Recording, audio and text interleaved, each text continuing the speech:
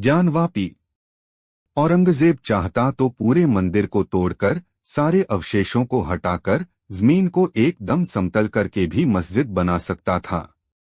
उसके पास न तो संसाधनों की कमी थी और न ही उसे उस समय कोई रोक सकता था। उसे सिर्फ एक आदेश देना था और बादशाह सलामत का हुक्म बजाते उसके सिपहसालार बड़े ही कुशल तरीके से पूरे मंदिर को नेस्तनाबूद करके एक नई नींव पर एक नई मस्जिद का निर्माण करवा देते। किंतु ऐसा नहीं किया गया। क्यों? क्योंकि ऐसा किया ही नहीं जाना था। अपने शत्रु को खत्म करने से ज्यादा मजा उसका मानमर्दन करने में आता है। मृत्यु तो एक क्षण का दर्द देकर फिर आराम कर जाती है, लेकिन अपने शत्रु को हर रोज तिल तिल कर मरते देखना, शर्मिंदा होते देखना, उसके आत्मगौरव को छलनी होते देखना, इस सब का मजा कुछ और ही है। जिल्ले इलाही ने यही तो किया। उसने भारत की आत्मा पर चोट की। उसने सनातन के आत्मसम्मान को अपने पैरों तले रौंदने का लुत्फ उठाया। पश्चिमी दीवार को जस का तस छोड़ दिया गया। बाकी 3 दीवारें नई उठाई गईं। एक दीवार और तोड़ देता और नई बना देता तो भला उसके खजाने पे क्या असर होना था। पर यह नहीं करना था। बाबर के खानदान में यह नहीं हुआ करता था। वहां राम मंदिर को आधा तोड़कर उसी के अवशेषों पर मस्जिद बनाए जाने की आनुवांशिक परंपरा थी। आखिर उस परंपरा से च्युत कैसे हुआ जा सकता था? जजिया लगाने वाले आलमगीर से किसी भी तरह की ढील छोड़ देने की अपेक्षा करना बेमानी था। नंदी को नहीं तोड़ा गया।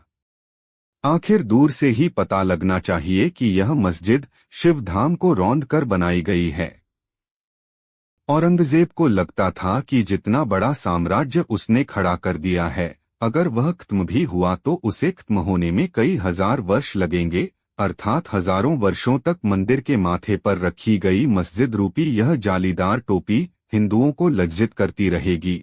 उसकी 10 वाजिब गैरवाजिब औलादों में से कोई तो ऐसा निकलेगा ही जो साम्राज्य की सीमाओं को और आगे ले जाएगा। रही सी कसर वामपंथी इतिहासकारों ने पूरी कर दी। उन्होंने औरंगजेब को साफ सुथरा और नेक नियत बताने के लिए इतिहास के न जाने कितने पन्ने काले कर दिए। जब तक शेर खुद लिखना नहीं जानेगा, इतिहास में वीर गाथाएं तो शिकारी की ही लिखी जाएंगी। इन औरंगजेबी औलादों ने बड़े बड़े अक्षरों में लिखा। आलमगीर तो टोपी सिलकर अपना खर्च चलाता था, तो क्या फर्क पड़ता है इससे? वह अपने धर्म की शिक्षाओं का पालन कर रहा था, वही शिक्षाएं जो यह भी सिखाती थी कि काफिरों को जीने का अधिकार नहीं है, उन पर जजिया लगाया जाना चाहिए और हर तरीके से उनका मानमर्दन किया ही जाना चाहिए। इन औरंगजेबी मानस पुत्रों ने ऐसी लॉलीपॉप भारतीय जनमानस को चटाई जिसका स्वाद सदियों तक हम चटखारे मारकर लेते रहे और हर चटखारे में आलमगीर जिंदाबाद के नारे लगाते रहे। खैर, अब आगे क्या? अब एएसआई की सर्वे रिपोर्ट सार्वजनिक हो चुकी है।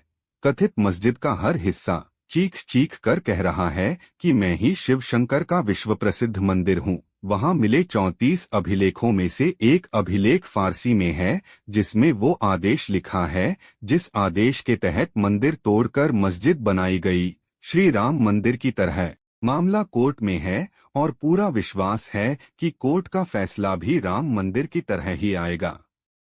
हमें प्रतीक्षा है उस दिन की, जिस दिन वुजू के कुल्लों से अपमानित हो रहे हमारे आराध्य देव फिर से पंचामृत स्नान करेंगे, दूध और दही से नहाएंगे, फूलों और धूप बत्तियों की सुगंध से आनंदित हो उठेंगे।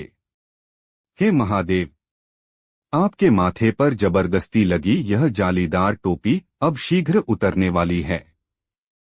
बस थोड़ा सब्र और अंत में जो हमारा है वो हमें चाहिए ही। भारत सर्वोपरि। हर हर महादेव।